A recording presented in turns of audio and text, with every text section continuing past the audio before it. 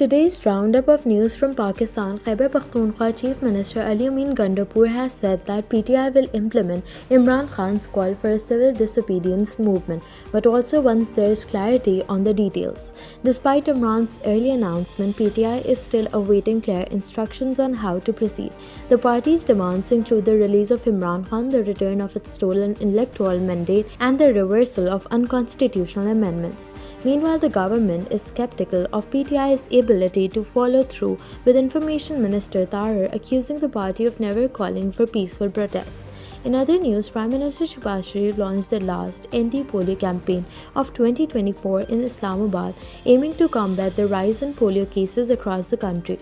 With 63 reported cases this year, the government is intensifying efforts to immunize over 44 million children in 143 districts.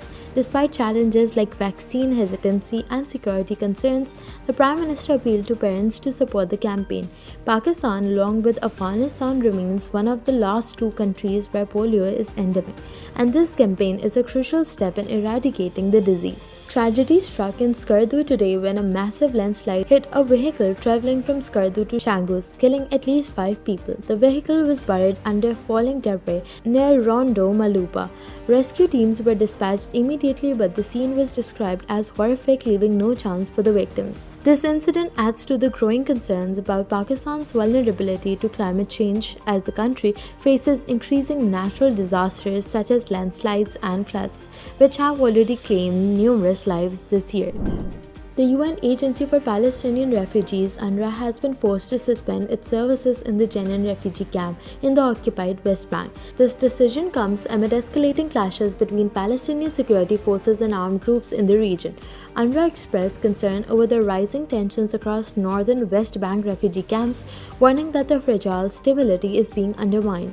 The suspension has left children out of school and camp residents unable to access essential services like primary health care.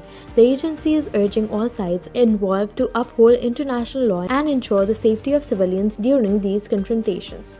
Meanwhile, the death toll in Gaza continues to rise as the conflict between Israel and Palestinian factions stretches into its second year. The Gaza Health Ministry reports that at least 44,976 Palestinians have been killed since October 7, 2023. In the past 24 hours alone, 46 people lost their lives with over 106,000 others injured. The ongoing violence has left Gaza in a state of extreme devastation with no end in sight as the death toll climbs and the region remains under siege.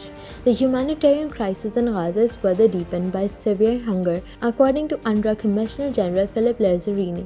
In a recent CNN interview, he highlighted the growing desperation in Gaza, with reports of people, including UNRWA staff, resorting to eating animal feed just to survive.